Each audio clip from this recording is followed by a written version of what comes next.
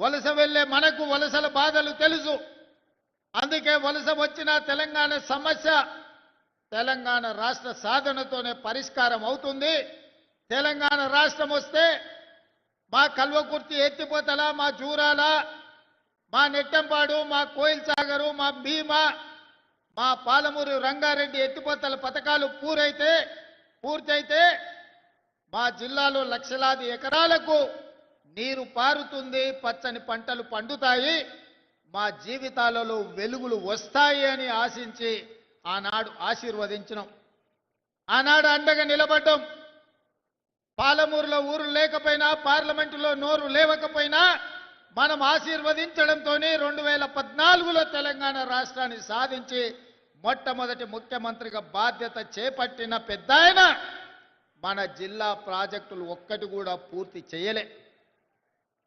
ఏనాడో మొదలుపెట్టిన సంగం బండలో పెద్ద బండ అడ్డం వస్తే బండ కొట్టడానికి 12 కోట్ల రూపాయలు కావాలంటే 2 లక్షల కోట్ల రూపాయలు సాగునీటి ప్రాజెక్టులకు ఖర్చు పెట్టినా సంగం బండలో ఉన్న పెద్ద బండను బలగొట్టడానికి 12 కోట్ల రూపాయలు మనకి ఇవ్వలే. మన ప్రాజెక్టులు, మన సంగమండ ప్రాంతం, ఒక కోయిల్ సాగర్ కావచ్చు, ఒక నెట్టంపాడు కావచ్చు, ఒక జూరాల కావచ్చు, ఒక కల్వకుర్తి ఎత్తిపోతలు కావచ్చు, ఒక పాలమూరు రంగారెడ్డి ప్రాజెక్టు కావచ్చు, మన సాగునీరు, మన తాగునీరు కోసం ఏనాడు వాళ్ళు తాపత్రయపడలేదు. ఏనాడు మన సమస్యల్ని పరిష్కరించడానికి ప్రయత్నం చేయలేదు. అందుకే అన్ని ఆలోచన చేసి ఇక వాడికో వీడికో పెత్తనం ఇచ్చి ఈరోజు వాళ్ళని అడుక్కునే పరిస్థితి కాదు.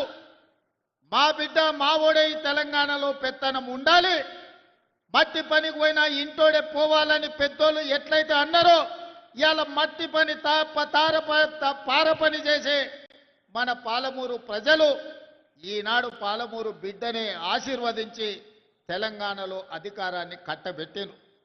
అందుకే ఇవాళ మా పెద్దలు దామోదర రాజనరసింహ గారి సహకారంతో, మా మిత్రులు కోమటిరెడ్డి వెంకటరెడ్డి గారి సహకారంతో ఈనాడు కల్వకుర్తి ప్రాజెక్టులను పూర్తి చేసుకోవడమే కాదు, పాలమూరు రంగారెడ్డి ఎత్తిపోతల ప్రాజెక్టులో భాగంగా మా అనిరుద్ధ్ రెడ్డి ఎన్నాళ్ళ నుంచో మా ప్రాజెక్టుకు R&R సరైన న్యాయం జరగలే.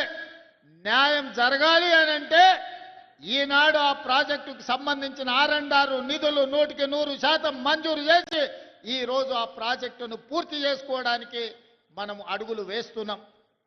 అదేవిధంగా ఉమ్మడి రాష్ట్రంలో మనమందరం ఆనాడు చిట్టం నర్సిరెడ్డి గారు ప్రారంభించిన మక్తల్ నారాయణపేట కొడంగల్ ప్రాజెక్టును ఉమ్మడి రాష్ట్రంలో నేను మంజూరు చేయించుకొస్తే ఆనాటి ప్రభుత్వం 10 సంవత్సరాలు ఆ ప్రాజెక్టును, ఆ జీవోలను తొక్కిపెట్టి మన నోట్లో మట్టి కొట్టిండ్రు.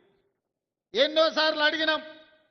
ఈ ప్రాంతంలో చాలా మంది రైతులు నారాయణపేట కొడంగల్ ఎత్తిపోతల పథకానికి 69 జీవో సాధన సమితి ఏర్పాటు చేసుకొని గ్రామాన గల్లీ తిరిగి గొంతెత్తి మాట్లాడి, కానీ 10 సంవత్సరాలు మన బాధ విన్నోడు లేడు, మన బాధ అని అర్థం చేసుకున్నోడు లేడు.